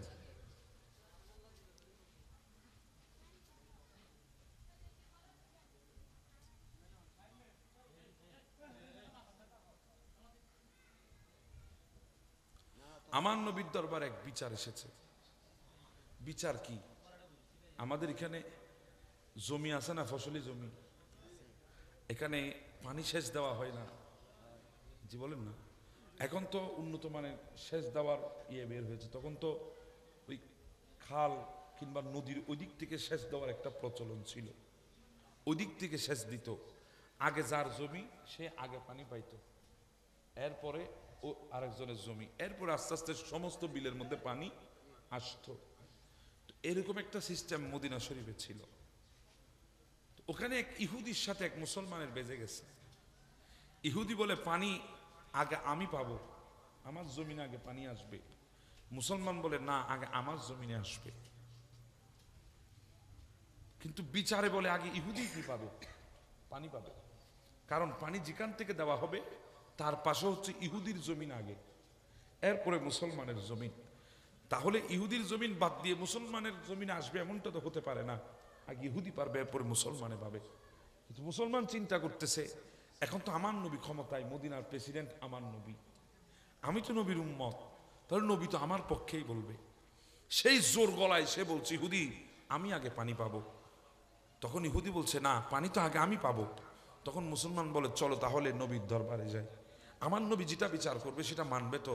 তখন ইহুদি বলে কেন মানবো না, কারণ ন্যায় বিচার তো প্রতিষ্ঠা করেছেন নবী, আমি মেনে নেব, আমার কোনো কি নাই, অভিযোগ নাই, আপত্তি নাই, আমি মানবো, চলো আমাকে নিয়ে যাও। গেল আমার নবীর দরবারে, বিচার দিলেন। আমার নবী দুনু পক্ষের কথা শুনে আমার নবী বলছেন বিচার হলো ইহুদি আগে পানি পাবে, এরপরে তুমি পাবে। আমার নবী বলে নাই তুমি আমার উম্মত মুসলমান, আগে তুমি পাবে, এই কথা নবী বলেন না, আগে ইহুদি পাবে। তখন ইহুদি মনে মনে খুশি। ইহুদি বলে এমনও তো বিচারে বলে আমি পাবো, আর যদি নবীর কাছে বিচার আসে এটা কোনোদিন কোনোভাবে 2 নম্বর বিচার হতে পারে না। সে বিশ্বাস থেকে ইহুদিও চলে এসেছে, বলে পানি আমি পাবো। তখন আমার নবীর ফয়সালাও ইহুদির পক্ষে গেল, ওখান থেকে বের হলো। তখন মুসলমান বলতেছে ইহুদি আসলে কি বলবো তোমাকে, আমার নবী মনে হয় আমাদের কথাটা বুঝে নাই। নাউজুবিল্লাহ বলবেন না? তখন মুসলমান বলে চলো একটু আবু বকরের কাছে যাই, আবু বকর আমাদের জিনিসটা বুঝবে, বিচারটা ভালো করে করবে। ইহুদি বলে চলো অসুবিধা নাই, আমার কোনো ভয়, আমার কোনো চিন্তা নাই, আক্ষেপ নাই, সন্দেহ নাই, চলো আমি যাব, কারণ আমি জানি যেটা নবী বলেছে এটাই সত্য, আর আবু বকরও সেটাই বলবে। গেলেন সাইয়েদনা আবু বকর সিদ্দিকের কাছে, ওনাকে গিয়ে বলা হলো, উনিও বিচার দিলেন, উনিও বিচার করে দিলেন ইহুদি আগে পানি পাবে। আর হুজুর বলেন না সুবহানাল্লাহ, কে পানি পাবে? ইহুদি আগে পাবে, এরপরে মুসলমান পাবে। ওখান থেকে বের হলো, মুসলমান বলে ও ইহুদি, আবু বকর নরম দিলওয়ালা মানুষ, সহজ সরল মানুষ, উনি বিচার টিচার এগুলো জানে না, চলো আমরা একটু ওমরের কাছে যাই, তেরে মতে ওমর দে, আমরা একটু ওমরের কাছে যাই। ইহুদি বলছে ঠিক আছে চলো, কারণ আমার বিশ্বাস আছে রাসূলুল্লাহ যে বিচার করেছেন সিদ্দিক আর ওমর বলো ইনারাও সেই বিচারের উপরে থাকবেন। গেলেন ওমরের কাছে। মুসলমান কিন্তু বলছে না আপনার কাছে আসার আগে আবু বকরের কাছে গিয়েছি, উনার কাছে আসার আগে রাসূলুল্লাহর কাছে গিয়েছি, এই কথা কিন্তু মুসলমান বলছে না। মুসলমান যখন বললেন তখন সাইয়েদনা ফারুক আজম বিচার করবেন, ঠিক ওই মুহূর্তে ইহুদি বলে উঠলো ওগো ওমর, আমরা এর আগে আবু বকরের কাছেও গিয়েছি, এর আগে রাসূলুল্লাহর কাছেও গিয়েছি, রাসূলুল্লাহ বলেছে পানি আগে আমি পাবো, আবু বকরও বলেছে আগে পানি আমি পাবো, কিন্তু মুসলমান সেটা মানতে নারাজ, এই জন্য ক্রমান্বয়ে একজন থেকে একজন, এরপরে আপনার কাছে আসলাম। তখন ওমর বলে আমার নবী যেটা বলেছে এটা সত্য, এর উপরে তার কারো সাধ্য নয় বিচার করা, আবু বকর যেটা বলেছে এটা সত্য, আমি তো এর উপরে যেতে পারবো না। ঠিক আছে মুসলমান, তুমি যখন এর উপরে যেতে চাচ্ছ তখন তোমার পক্ষে আমি বিচার করব, তুমি একটু বসো। ওই মুসলমান বসলেন, ওমর ঘরের ভেতরে গেলেন, তলবারি এনে এমন ভাবে আঘাত করলেন ওই মুহূর্তের মধ্যে মুসলমানের শরীর থেকে মাথাটা আলাদা হয়ে গেল। আর বলে দিলেন ওমর, আমার নবীর বিচারের উপরে যদি কোনো বিচার কারো কাছে যদি তুমি চাও তাহলে তোমার ফয়সালা ঠিক এভাবেই হবে। এজন্য বলছিলাম ন্যায় বিচার বড় কঠিন জিনিস। এখন আমাদের সমাজে ন্যায় বিচার আসেনি? জি বলেন না, আসেনি? নাই নাই, অনেক আগে চলে গেছে ন্যায় বিচার। ন্যায় একদিকে, বিচার আর একদিকে। কথা বলেন ঠিক না বেঠে? বিচার বিচারের জায়গায় নাই, ন্যায় ন্যায়ের জায়গায় নাই। আল্লাহুম্মা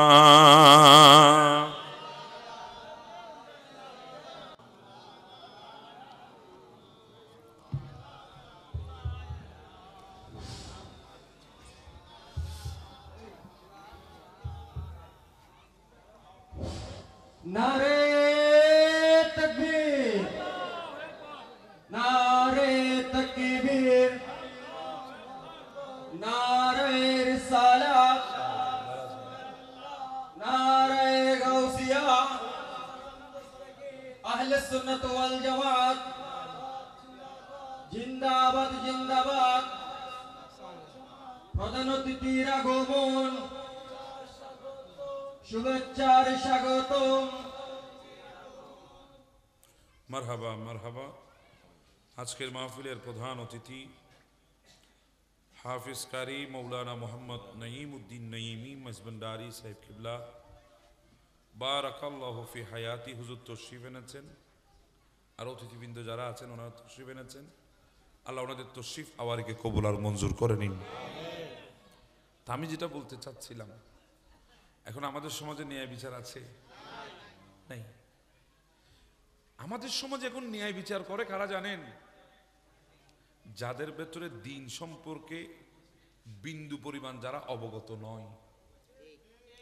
যেই বান্দা দিন সম্পর্কে অবগত নয়, ওই বান্দা কোনোদিন ন্যায় বিচার করতে পারবে? কারণ সমাজে ইহুদিদের দেওয়া আইনে আপনি কখনো ন্যায় বিচার প্রতিষ্ঠা করতে পারবেন না। আমাদের বাংলাদেশ চলছে এখন সেই ব্রিটিশদের রেখে যাওয়া আইনের ধারায়। কথা বলেন না বাবা, ঠিক না ঠিক? আরে এটা তো মুসলমানদের যারা ফকি, যারা শরীয়তের ইমাম, ইনারাই বিচারকের মসনদে বসবেন। এমনও তো ছিল পৃথিবীর জমিনে সাইয়েদনা ইমামে আজম ইমাম আবু হানিফা, তিনি ছিলেন চিফ জাস্টিস।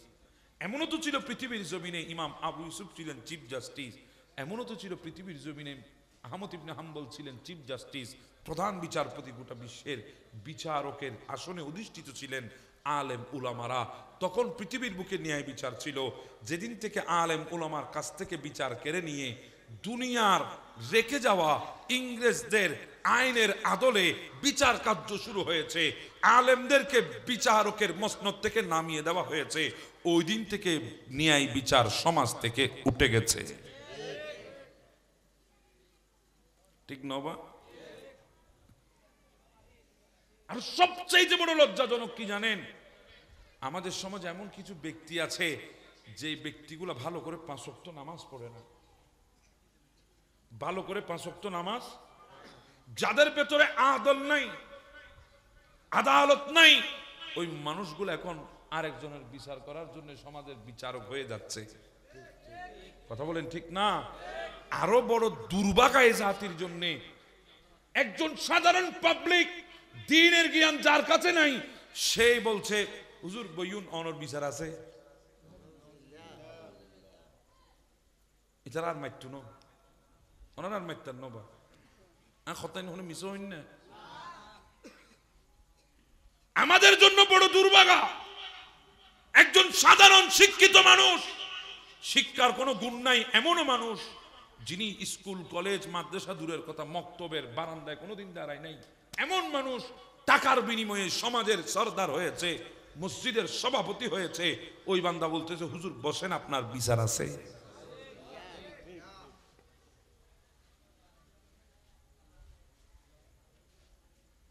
নাই তারা কইল বনারে খরচের গুচ্ছ বেন্দা বাজি আর ইন্না আর যাইতো নদী তুই তারা বোঝো লাই দিব কত যদি গোরস্থান আছে দেন এক গলায় দিম দেন অনরে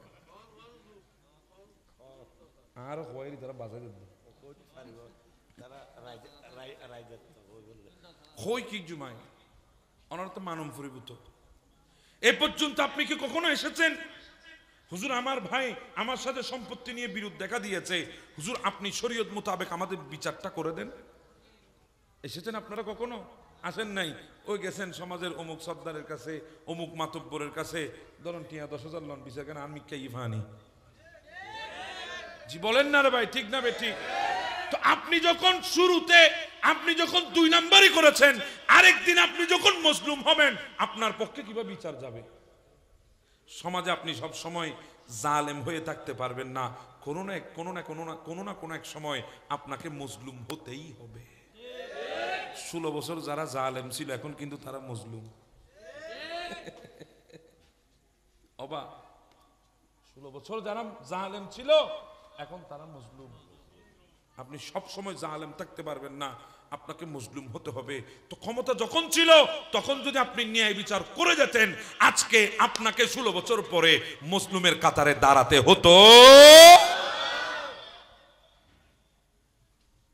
যুগে যুগে গোটা পৃথিবীর রাজা বাদশা যারা সমাজে জুলুম করে গেছে, এরা কোনোদিন ক্ষমতা থেকে যাওয়ার পরে ন্যায় বিচার তারা পায় নাই, পাবেও না, কারণ তারা তো মানুষের উপর জুলুম করেছে। সে যখন মুসলিম হয়েছে এখন সে আওয়াজ তুলতেছে ন্যায় বিচার প্রতিষ্ঠা করতে হবে। তো তুমি যাতে ক্ষমতা ছিল খড়ে গেলে সময়।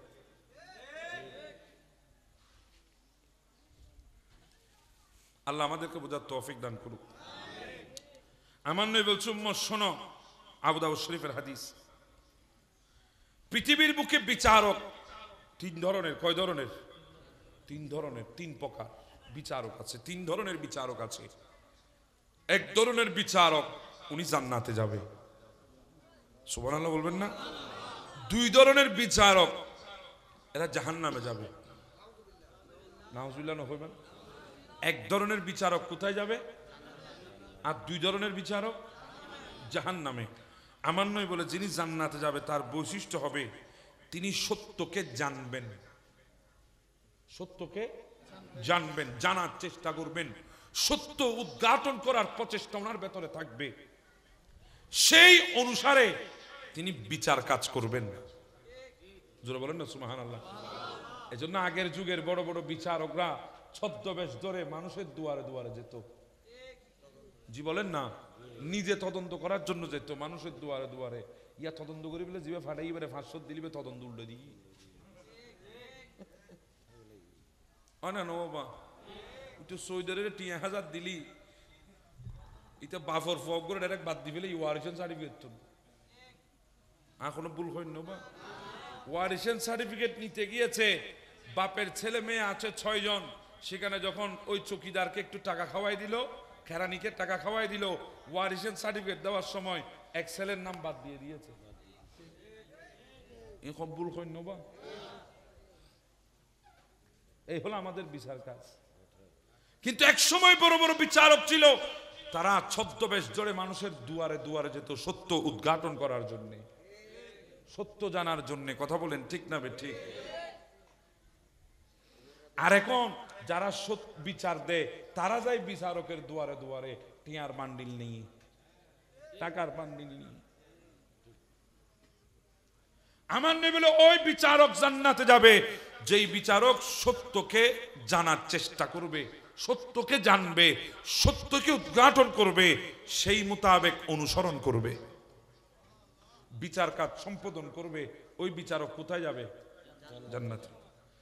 2 নাম্বার সেই বিচারক যেই বিচারক সত্য জানবে কিন্তু সত্যকে অনুসরণ করবে না। তিনি জানবে মানুষটা নির্দোষী, মানুষের কোনো দোষ নেই, এটা তিনি জানবে, মানুষটা হকের উপরে আছে, এটা তিনি জানবে, কিন্তু তার বিচার জানার পরেও ওই যে মানুষটা হকের উপরে আছে তার পক্ষে যাবে না, আর যেই মানুষটা না হকের উপরে আছে তার বিরুদ্ধে যাবে না। কথা বুঝতেছেন? আমি জানি এই মানুষটা অপরাধী, আমি জানি সত্যটা, আমি জানি এই মানুষটা অপরাধী, কিন্তু আমি টাকার বিনিময়ে আমি মানুষটার বিপক্ষে গেলাম না, আমি মানুষটার পক্ষে রয়ে গেলাম জানার পরেও। আবার আমি জানি এই মানুষটা হকের উপরে আছে, আমি জানি, কিন্তু এরপরেও আমি টাকা তো দিক থেকে যেহেতু খেয়েছি, এই মানুষটার পক্ষে গেলাম না, সত্যের পক্ষে না গিয়ে আমি বিচার কাজ করলাম, আমার নয় বলে সে জাহান্নামে যাবে। ওই ধরনের বিচারক কোথায় যাবে? জাহান্নামে। 3য় জন আমার নয় বলবে ওই ব্যক্তি যে সত্যকে জানবেও না, সত্যকে জানবেও না, এবং তার ভেতরে কোনো জ্ঞান থাকবে না, তার ভেতরে অজ্ঞতা থাকবে। সে সত্যকে জানবেও না, তার ভেতরে জ্ঞানের অভাব থাকবে, অজ্ঞতা থাকবে। সেই অজ্ঞ মানুষ সমাজের বিচার করবে। আছে না নাই অভাব? অজ্ঞ মানুষ আর মুরব্বী হলে হয়তো আর বছর তোর বাপ দাদা সহ্য গোষ্ঠীর মানুষ জোতাবো, তুই এর জন্য বিচার করি বললে বলেন না? এখন করতেছেন আমাদের সমাজে। আহারে উগ্র আবুল বিড়ির পর্যন্ত বেশি বেচা হয়ে যাবে আবুল বিড়িত। এটা খারাপ লাগ।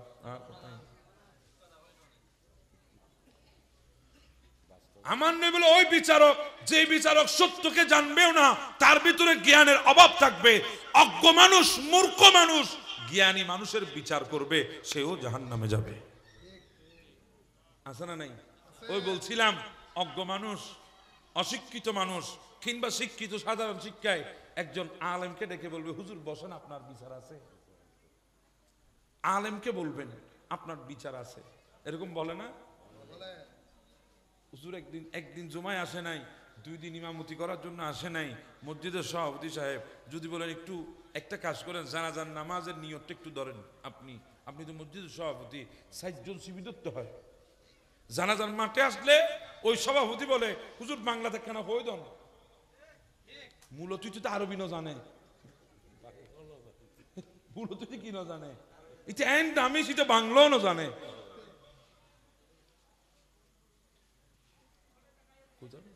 উনি বলতেছে, হুজুর বসেন, আপনার বিচার আছে। একজন মসজিদে যদি মসজিদে আসে আমরা ডুবতে দিই না, এগুলো আমাদের জন্য হচ্ছে, এগুলো দায় আমরা। আপনি এই দায়বদ্ধতা কখনো এড়াতে পারবেন না, এগুলোর জন্য আমরা দায়ী। কারণ আমি মসজিদে একজন মদদিকে আমি ডুবতে দিই না। আমরা কোনো মদদি আসলে মসজিদে আপনি ডুবতে দেবেন? এই যা, তুই মদ খেয়েছিস, তুই হারাম খেয়েছিস, তুই যা। মদ, শরাব এগুলো মহিলাদের মাসিক ঋতুস্রাবের চাইতে আরো নিকৃষ্ট। আমাদের মা বোনদের মাসিক ঋতুস্রাব হয় না? বেয়াদবি মাফ করবেন, এগুলো তো না জানার কথা না, এটাও আল্লাহর পক্ষ থেকে নিয়ামত। এগুলোকে আপনি অস্বীকার করতে পারবেন না, এগুলো বড় নিয়ামত। যেই মা বোনদের ঋতুস্রাব নাই, হাজার হাজার টাকা খরচ করতেছে এই ঋতুস্রাবের জন্য, কারণ এটা যদি না থাকে মা হতে পারবেন না। এগুলো আল্লাহর পক্ষ থেকে কি ঘৃণা করার কোনো সুযোগ নাই। মহিলাদের, আমার মা বোনদের ঋতুস্রাব হচ্ছে, আমার নয় বলে মদ, ওই শরাব, মদ এগুলো ওই মহিলাদের ঋতুস্রাবের চাইতে আরো নিকৃষ্ট। হাগুই গেলাসে আর কিরিবি। ওই মদদিকে আপনার দেমাকে স্মৃতি থাকার সত্ত্বেও, আপনার ব্রেন সাপ থাকার সত্ত্বেও, আপনি সুস্থ অবস্থায় কোন একজন মদদিকে আপনি মসজিদে ঢুকতে দেবেন না। আমরা এমন মুসলমান, আমাদের ঈমান এমন মজবুত, আমরা কোন মদদিকে মসজিদে ঢুকতে দিলাম না, কিন্তু সুদিকে এনে মসজিদের সভাপতি ধরাই দিলাম। ও মারে বুঝা যাচ্ছে এটাও আজমা আল্লাহ আবাস ফুটটি, তো আবাস আবাস ফুটটি।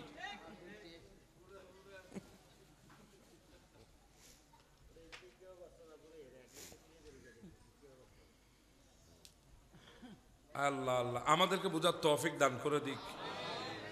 আমরা ওই সুদিকে এনে বসাই দিলাম মসজিদের সভাপতিতে, অথচ যেই সুদখোর তার ব্যাপারে আমার নবী এমন এক কথা বলেছেন, পৃথিবীর আর কোনো গুনার ক্ষেত্রে কথা বলেন নাই। আমার নবী বলে, সুদের 70টি গুনাহ আছে। কয়টি গুনাহ? 70টি। সর্বনিকৃষ্ট, সর্বনিম্ন, সর্বছোট গুনাহ হচ্ছে যে ব্যক্তি সুদের 1টা টাকা খাবে, সে নিজের মায়ের সাথে জিনা করেছে। নাউজুবিল্লাহ, নাউজুবিল্লাহ, মাআল্লাহ। নিজের মায়ের সাথে। আসর দানা ভাইপুত ইনা আসিবার হতা হইতে নবা।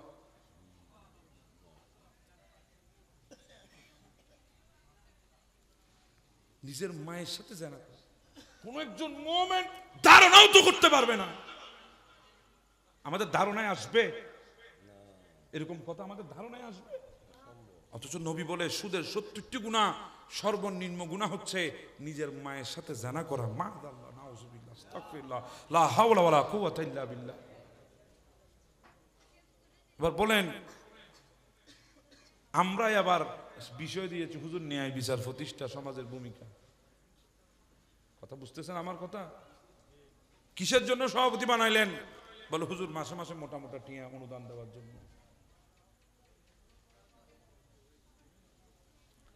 আমার নবীর উম্মত হারামের একটা টাকা যাদের শরীরের মধ্যে প্রবেশ করবে ওই শরীর জান্নাতে প্রবেশ করবে না।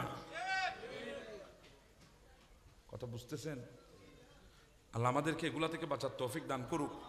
বাবা, এগুলো বলতে গেলে নিজেকেও সামলাইতে পারি না। আমরা কোন অবস্থায় চলতেছি, আমরা কোন অবস্থায় আছি সমাজে, আমরা আল্লাহর দরবারে কিভাবে মুখ দেখাবো একবার চিন্তা করে দেখেন।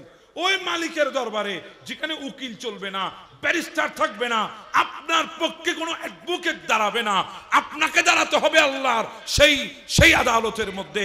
ওয়ামাই ইয়ামাল মিসকালা যাররাতিন শাররান ইয়ারা ওয়ামাই ইয়ামাল মিসকালা যাররাতিন খায়রান ইয়ারা।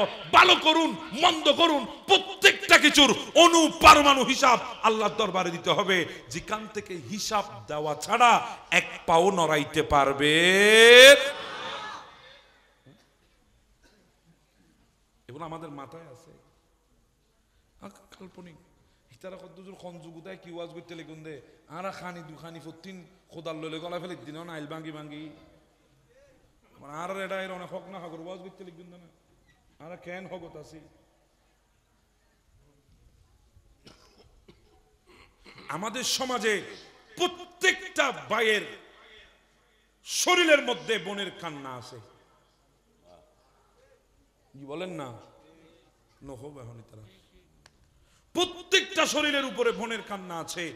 আমরা অনেক মানুষ হাজার হাজার বোনের হক আজকে নীরবে খেয়ে ফেলতেছি। আছে না? আর তো মনতেই। আচ্ছা বাবা বলেন, বোনের হক আপনি দিচ্ছেন না কেন? ওনাকে বিয়ে দিয়ে দিয়েছেন, উনি পরের বাড়িতে আছে, এজন্য বোনের হক দিচ্ছেন না। আরো বলতেছেন, ও বোন তুমি আসবে না, আমার বাড়িতে বেড়াবে না, তো তোমাকে খাওয়াইতে দাওয়াইতে তো আমার খরচ হবে, এই জন্য তোমার হকগুলো আমি রেখে দিয়েছি। জোর জুলুম করে রেখে দিয়েছে। বোনের হক একটা হকও বোনকে দেয় নাই, বরঞ্চ ওয়ারিশেন সার্টিফিকেট বানাইতে গিয়ে আমি নিজে পর্যন্ত এমন বিচার আমি করেছি, ওয়ারিশেন সার্টিফিকেট বানাইতে গিয়ে বোনের নামকে দিয়ে নিজের নামে মিটিশন পর্যন্ত জায়গা করে ফেলেছে। এমনও জালেম আমাদের সমাজে আছে, বোনের হক দেন নাই। একবার চিন্তা করে দেখেন, আপনি যখন কবরে যাবেন, ওই বোনটা যদি আপনার কবরের দিকে তাকিয়ে বলে আল্লাহ আমার ভাই আমার হক দেয় নাই, তুমিও তাকে তার হক দিবে না, সেদিন কি অবস্থা হবে একবার চিন্তা করে দেখেন। যেতে তো হবে মাত্র ওই 3.5 হাত জায়গা নিয়ে, 4 হাতও নিয়ে যেতে পারবেন না, 4 হাতও নিয়ে যেতে পারবেন না। জমি জমি করে আজকে আপনার প্রাণ চলে যায়, জমি জমি করে জান চলে যায়, জমির একটা ক্ষতি হলো তো সাথে নিয়ে যেতে পারবেন না। জমি তো দূর কথা, ক্ষতি হলো যেতে পারবেন না। খবরদার, যার হক তাকে দিয়ে দেবেন, যার হক তাকে দিয়ে দেবেন। বোন না, তোর হক তুই নিয়ে যা, কারণ যা দেওয়া দুনিয়ায় দিয়ে দেব, আখেরাতে চুল পরিমাণ দিতে পারবো না। এখন তো আমরা এগুলো হক বুঝি না। কাল কিয়ামতের ময়দানে একটা সালামের হকের জন্য আপনাকে আল্লাহর কাঠগড়ায় দাঁড়াতে হবে।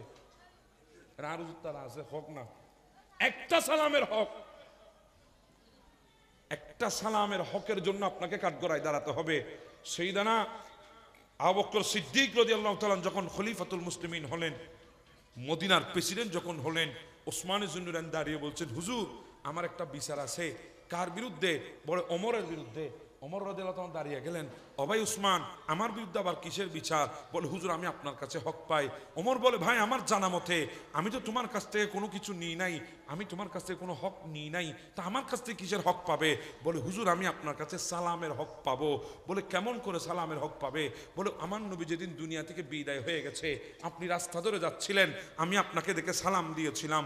ওমর বলে ভাই রে, আমার নবী যখন দুনিয়া থেকে চলে গেছে, আমি ওমর তো আমার মধ্যে ছিলাম না, আমি এমন পাগল দিওয়ানা হয়ে গিয়েছিলাম, নিজের তলবারি বের করে বলেছিলাম, কেউ যদি আমার সামনে এসে বলো আমার নবী মারা গেছে, ইন্তেকাল হয়েছে, দুনিয়া থেকে বিদায় হয়েছে, আমি ওমর তার সরকে দর থেকে আলাদা করে দেব। আমি তো এমন দিওয়ানা মজনুন হয়ে গিয়েছিলাম। আর সে সময় তুমি আমাকে সালাম দিয়েছো, আল্লাহর কসম আমি তো কানে শুনি নাই। যদি দিয়েছো তুমি বলছো তাহলে সত্যই দিয়েছো। এখন বলো কি করলে তোমার হক আদায় করা যাবে, তোমার হক আদায় করতে পারবো। ওসমান রাদিয়াল্লাহু তাআলা বলেন, ভাই আপনি আমার সালামের উত্তর দিয়ে দেন, আমার হক আদায় হয়ে যাবে। একটা সালামের হকের জন্য কিয়ামতের ময়দানে আপনাকে আল্লাহর কাঠগড়ায় দাঁড় হতে হবে। এবার চিন্তা করেন গোটা 40 বছরের জিন্দেগিতে কয়জনের হক মেরে খেয়েছেন। এখন তো আমাদেরকে সালাম দিলে, নেতারা সালাম দিলি, নেতা সালাম লো এক দিলে, গরিবে সালাম দিলি ডন মঞ্চে লো আরেক দিল্লি। নেতাকে যদি পাবলিক সালাম দে, নেতা সালাম লো দে, আমাইবি কি? গরিব মানুষ সালাম দিলে বড় লোকে সালাম নে।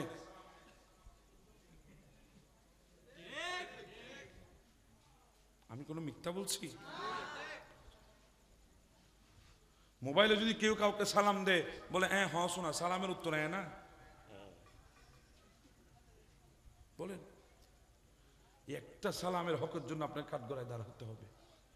জাগার হক তো অনেক দূরের কথা, একটা সালামের হকের হক থেকে আপনি বাঁচতে পারবেন? এই জীবনে কয়জনের সালামের উত্তর দেন নাই? একখানা লোক হজ্জই দিতে সালাম দিল না, সালাম উদ্দ নল আছে না নাই? আবার আর বোধ মুরব্বীল আছে দে উত্তর সালাম কেন দিবে খারফ খবর লছে আর সালাম নদী যার বুদ্ধি অমা তুই কে খবর ল খারফ, তুই কে খবর ল? পৃথিবীতে আমার নবীর চাইতে শ্রেষ্ঠ কোনো মানুষ আছে? শ্রেষ্ঠ কোনো নবীও তো নাই। আমার নবীকে তো কোনো সাহাবী নবীর আগে সালামও দিতে পারে নাই। তা আপনি উনার খবর কেন নিচ্ছেন? আপনার তো উচিত ছিল সমাজের মুরব্বী হিসাবে ব্যাফিতিকায় আয় তো চাষা, আয় তো যারা তুই যে তারা সালাম না অত অসুবিধা নাই। আয় তো চাষা ওইয়ের আসসালামু আলাইকুম ওয়া রাহমাতুল্লাহ। ফুয়াইবে তো লজ্জাত পড়ে যাবো গুই জীবনত অরণ্য দেখিলে সালাম নদী যাবো না, সালাম নদী যাবো না জীবনত। তো শিক্ষা তো আরা দিন ন জানে, আরা তো শিক্ষা দিতে খবর লইবে কারো চাষা তো তুই তো বেশ কমলি তো খবর কিন্তু চাষার লই ফেলেবো বেশ কমলি খন্ডান দিয়ে আন্ধারের ভিতর ফেলি। শিক্ষা তো আপনি দিতে পারেন নাই, আপনার থেকে তো শিক্ষা দেওয়ার দরকার ছিল। আপনি সমাজের মুরব্বী, আপনাকে ছেলেদেরকে, আপনি কোনোদিন ছেলেদেরকে বলেন নাই বাতিজা চলো আমি মসজিদে যাচ্ছি আমার সাথে তুমি মসজিদে চলো, এই কথা কোনোদিন বলেন নাই। আপনি বিচারে বসে বলতেছেন বাতিজা এদিকে আয়, এক প্যাকেট বেনসন লিয়ে আগুই বেনসন ইতারা অন কোনোদিন মসজিদ যাবে না হন ইতারা বেনসন আনিবলে ফাটাই হন। এটা হয়তো চা চাইবে তো 90 শতাব্দীর জিনিস, আমি তো 20 শতাব্দীর। ইবে যদি 90 শতাব্দী বেনসন টানে দেয়, আমি 20 শতাব্দীর ইয়াবা বাবা দাদা নানা বেগিন গলায় ফেলি ইমদা আমাত। খবরদার, আপনারা যারা মুরব্বী আছেন, বাবা আছেন, সন্তানদেরকে কোনোদিন আপনার সিগারেট ব্রি এগুলো আনার জন্য আপনি পাঠাবেন না।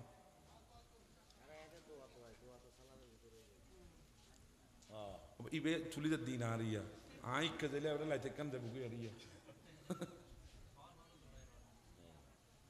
ই নো বার আর বিল্লেরি বাড়ি দের উজুর আল্লাহ কা দোয়া করছো ফোয়ানা দোয়া আছে না, দোয়া আছে না উজুর হদ্দ গরির হাত দোয়া হারে করে আল্লাহ জানে। ইবে হদ্দ দোয়া করছুন, ইবে হদ্দ দোয়া গরির হাত দোয়া হারে করে দোয়া ফাইবেলে কিছু সারণ্য ফরিব না, অন্তর খুশি গরম ফরিব দোয়া ফাইবেলাই।